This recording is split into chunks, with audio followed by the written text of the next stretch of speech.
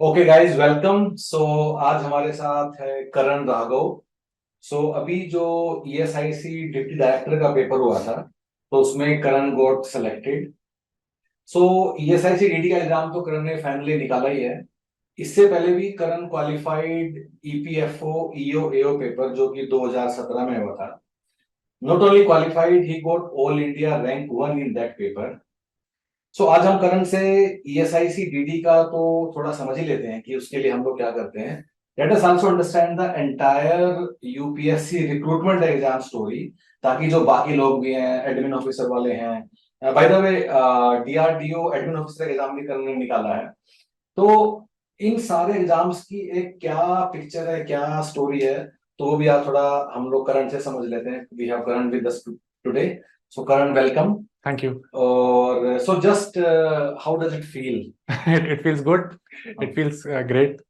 And I've been preparing for quite some time now. So it feels कि कुछ एक अच्छी जर्नी का एक अच्छा कंक्लूजन हुआ है और एक नई जर्नी की बिगनिंग हुई है। तो ये अच्छा लग रहा है। Very nice, very nice. Congratulations once again. अभी जो ईएसआईसी डीडी का जो एग्जाम हुआ है, जी तो इसका बड़ा डाइवर्स सा सिलेबस था, जी जो कि इनफैक्ट हमें लगता है कि यूपीएससी किसी भी एग्जाम के सिलेबस में अकाउंटिंग है तो मार्केटिंग तो किसी में भी नहीं है। और बिल्कुल। बड़े सारे लोग हैं जिनका ऐसा बैकग्राउंड नहीं होता कि उन्होंने एमबीए किया है या मार्केटिंग पढ़ा है। इन जो ये अनकन्वेंशनल सब्जेक्ट्स हैं, इनके लिए जनरली कैसे तैयारी करें, उनके लिए कैसे करें हम? सर, सब्जेक्ट्स में अगर मेरा अपना ओपिनियन है कि 10-12 पॉइंटर्स हैं। ठीक है, तो फॉर एग्जांपल हम इसी के उसका हम अगर हवाला दें तो इसमें एक आरटीआई भी एक टॉपिक था।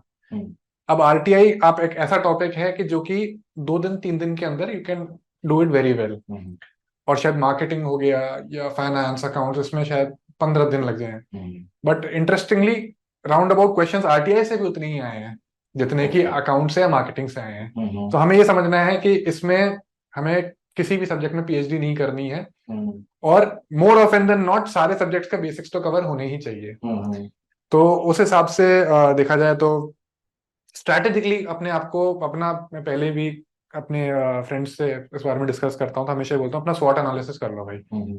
मेरा तो जैसे कॉमर्स का बैकग्राउंड रहा है तो एक स्ट्रेंथ रहा है, लेकिन there could be lot of candidates जिनका इसमें नहीं है एक्सपर्टीज। तो आप जो सब्जेक्ट लोग 5-5 साल पढ़ते हैं आप उसको 5-6 महीने में भी नहीं कवर कर सकते हैं। तो उसके जो कोर बेसिक्स हैं वो कर लीजिए। उसके बहुत सारे तरीके हो सकते हैं, किसी कोचिंग इंस्टीट्यूट का मटेरियल से आप रेफर कर सकते हैं, वीडियोस देख सकते हैं। बाकी जो 11वीं 12वीं की एनसीईआरटीज होती हैं, एनआईयूएस की बुक्स होती हैं, उनके एटलीस्ट चैप्टर समरीज कर सकते हैं। तो स्ट्रैटेजिकली प्रिपेयर करने की जरूरत है। क्योंकि मोर ऑफ देन नॉट ऐसे एग्जाम्स वो लोग ज्यादातर देते हैं कि जो कहीं और जॉब भी कर रहे होते हैं। Even I was doing job, क्योंकि एलिजिबिलिटी क्राइटेरिया कई जगह पे ऐसे होता है। डीआरडीओ में भी ऐसे ही था, ईएसआईसी में भी you had to had 3 years of work experience. तो टाइम नहीं होता नेचुरली उतना ज्यादा। तो again someone very rightly said these are competitive exams, these are not academic exams. ठीक है। सो आपको 100 में से 100 नहीं लाना है, आपको you have to score better than the rest of the people. Correct. तो अपनी स्ट्रेंथ्स को एनालाइज करते हुए इसको लिमिटेड टाइम में आप तो जैसे ना, अभी जैसे हम लोग एएलसी के लिए सेशन कर रहे थे 2 दिन पहले, तो हमसे किसी ने सवाल पूछा कि मुझे गणित नहीं आता है, क्या मैं रीजनिंग एप्टीट्यूड पूरा छोड़ दूं?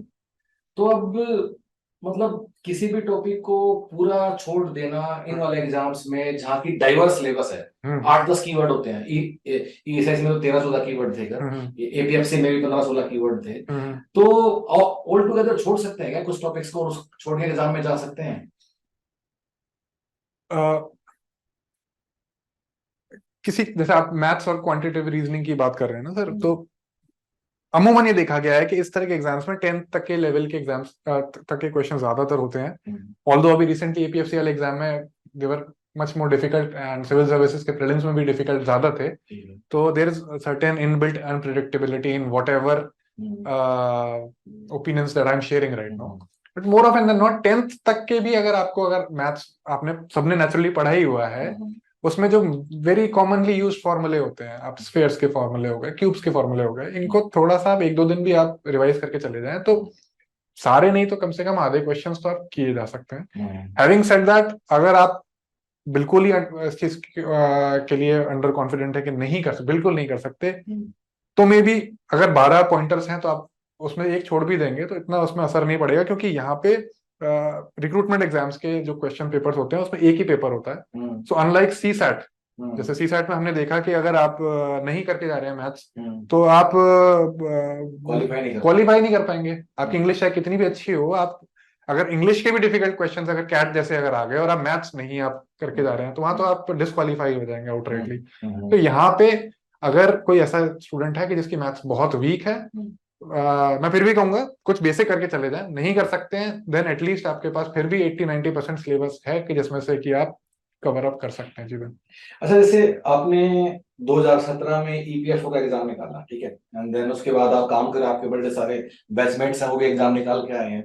सो कुछ ऐसा लगता है आपको कि इन वाले एग्जाम निकालने में कुछ इस तरह के लोग ज्यादा सिलेक्ट हुए, कुछ साइंस वाले, ह्यूमैनिटीज वाले, कुछ ऐसा लगता है कि नहीं इन लोगों को एडवांटेज है, या कुछ यूपीएससी वाले कुछ लगता है कि मतलब ऐसा कुछ है क्या कि, क्योंकि ऐसे भी बड़े सारे सवाल पूछते हैं कि मैं तो जानता नहीं हूँ, मैं यूपीएससी की दुनिया नहीं जानता हूँ, मैं पहला पेपर दे रहा हूँ, मैं ये हूँ। तो अमंग ऑल योर बैचमेट्स अगर आप देखो तो कुछ ऐसे लोग हैं कि जो आपको लगता है कि हाँ यही लोग ज्यादा सिलेक्ट हो रहे हैं और बाकियों का चांस कम है?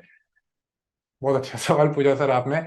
एक्चुअली क्या है कि हिंदुस्तान के जितने भी मेजर एग्जाम्स होते हैं आप उसमें अगर देखें, आउटकम्स देखें तो डिस्प्रपोर्शनेट नंबर ऑफ इंजीनियर्स उसमें होते ही हैं। ठीक है।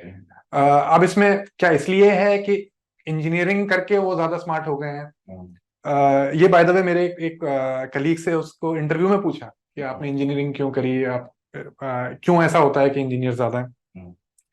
या इसलिए भी हो सकता है कि हमारे सोसाइटी में people students who have been good, who are bright in studies are more often than not end up in engineering streams.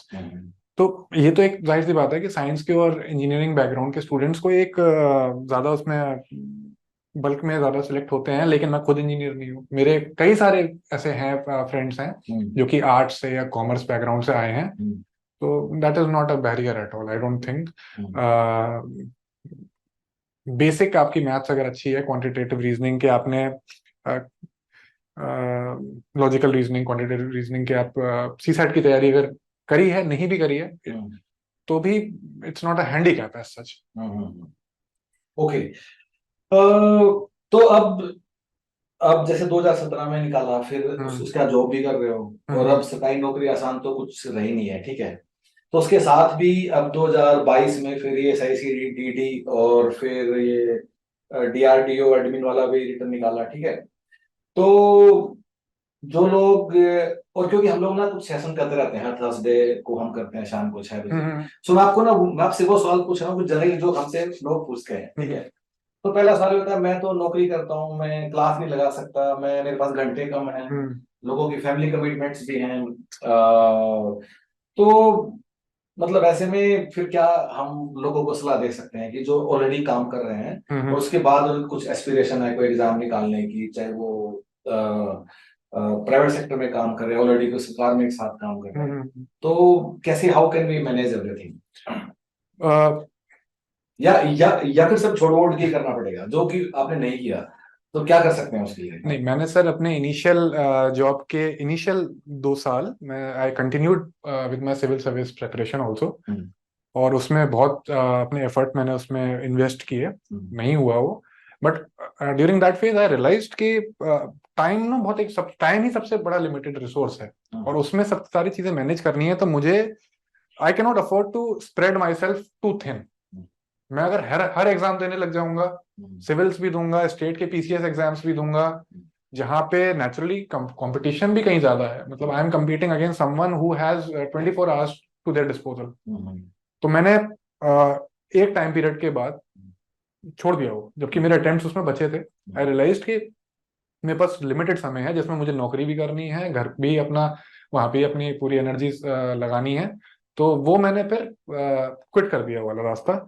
ये एग्जाम आया। अच्छा, रिक्रूटमेंट एग्जाम्स में क्या होता है कि इनमें भी सब अलग अलग, क्योंकि एग्जाम्स होते हैं, एलिजिबिलिटी क्राइटेरिया अलग अलग हो जाता है। जैसे ईपीएफओ के एपीएफसी एग्जाम और एओईओ एग्जाम्स में इट इज ग्रेजुएशन जो मांगा है, तो वहां एक अलग ईएसआईसी डीडी के उसमें 3 इयर्स का वर्क एक्स मांगा था गवर्नमेंट सेक्टर में।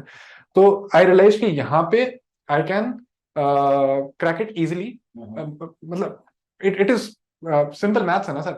तो वहां जहां पे आपकी स्ट्रेंथ हो वो आप एनालाइज कीजिए। अब एएलसी का एग्जाम जैसे दे रहे हैं तो वहां पे इफ आई एम करेक्ट उसमें कुछ एक डिप्लोमा या कुछ इस तरह का एक रिक्वायरमेंट है। हाँ, एचआर वगैरह होना चाहिए, करेक्ट। हाँ, तो वहां पे भी मेरे पास नहीं है, I am not eligible for it, hmm, मैं नहीं उस चीज के लिए compete कर सकता। तो अगर आपके if you are holding such a qualification then आपके लिए चीजें सिंपलर हो जाती हैं थोड़ी सी।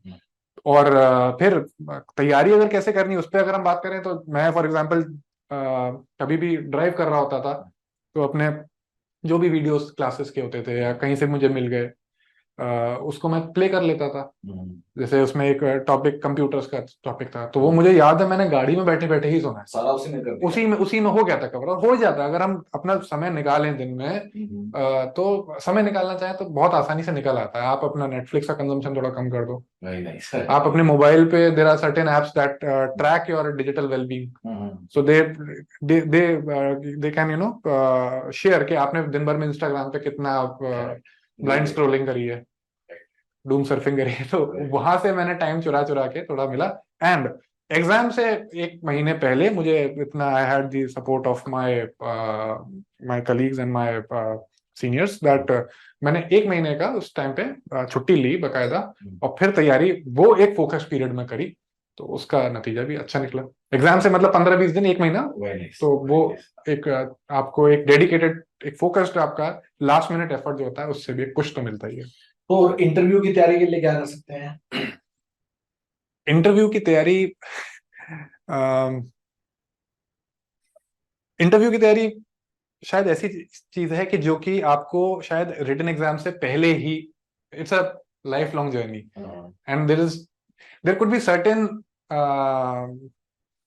Modifications that may be suggested, लेकिन वो आपकी पर्सनालिटी का टेस्ट है। तो पर्सनालिटी की grooming it's a long process. उसके भी कई एस्पेक्ट्स हैं, आपकी क्लोथिंग, आपकी हेयर मतलब हेयर स्टाइल और ये सारी चीजें। वो एक एस्पेक्ट, आप किस तरह बैठे हुए हैं, किस तरह से अपने आप को एक्सप्रेस कर रहे हैं, आपकी नॉलेज कैसी है, आपकी बॉडी लैंग्वेज कैसी है। There are several aspects to it. Fortunately I had faced UPSC interview in 2017 successfully. तो यहाँ पे इस बार वो एक कॉन्फिडेंस था कि इसको एक बार क्रैक किया है तो दोबारा किया जा सकता है। बाकी पूरी तैयारी के टाइम पे अपना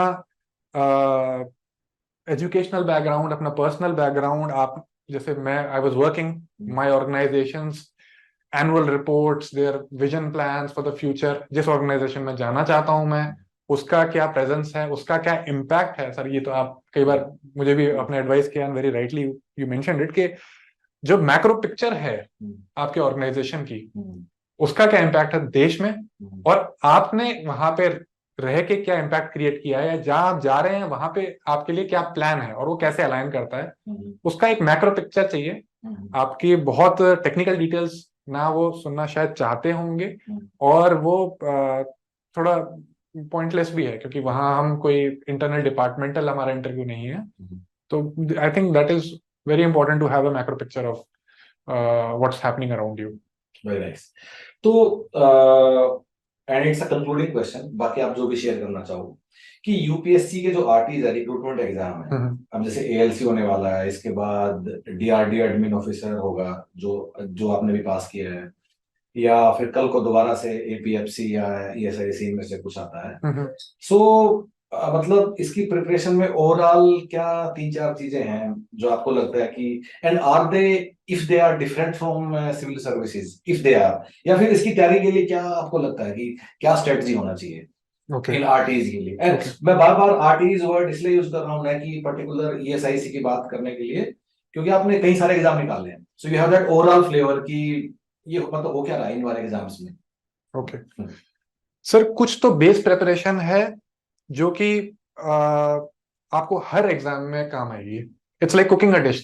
तो प्याज टमाटर ऐसी चीजें हैं कि आपको हर जगह ही उसका फ्लेवर चलेगा। जैसे आपको पॉलिटी हो गया, हिस्ट्री हो गया, करंट अफेयर्स हो गया, one has to be very thorough with these subjects, ये रिगार्डलेस होंगे ही होंगे। देन आरटी एग्जाम्स में क्योंकि एएलसी, ईपीएफओ, ईएसआईसी ये सारी लेबर मिनिस्ट्री की बॉडीज हैं, तो इन एग्जाम्स में अमूमन ये देखा गया है, for that matter even DRDO के एडमिन ऑफिसर में भी सिलेबस में सोशल सिक्योरिटी और लेबर लॉस के पोर्शंस थे। And since these are expanding organisations, so probably in the coming times also इनके रिक्रूटमेंट होने की संभावना है, उम्मीद है। तो जो लोग रिक्रूटमेंट एग्जाम्स के लिए फोकस कर रहे हैं, along with those core subjects that I mentioned, social security, labour laws के ऊपर भी एक कमांड अगर डेवलप हो जाए, और ऐसे सब्जेक्ट नहीं है कि आपको बहुत सालों तक पढ़ना पड़े, 2-3 महीने आर सफिशिएंट। फिर हर सब्जेक्ट का, हर एग्जाम का कुछ एक, जैसा आपने बताया कि ईएसआईसी में for example marketing, HRM, finance, ये 3 सब्जेक्ट्स थे जो कि कहीं और नहीं थे।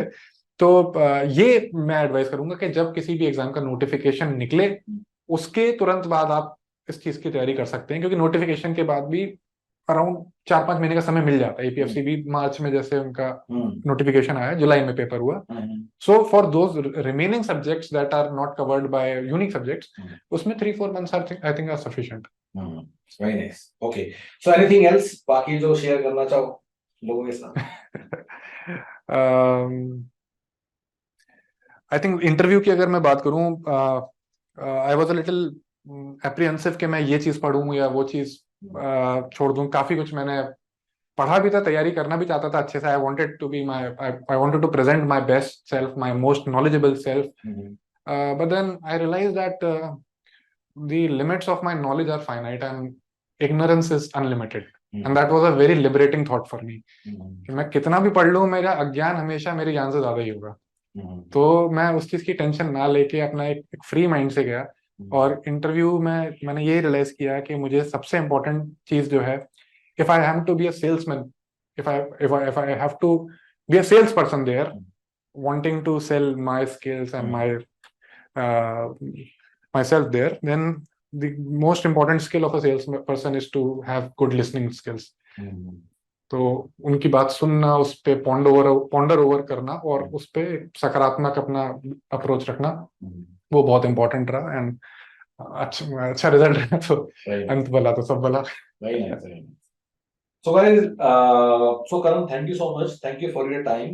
Thank you sir. And बाकी सभी लोगों को अगले वाले एग्जाम्स के लिए शुभकामनाएं।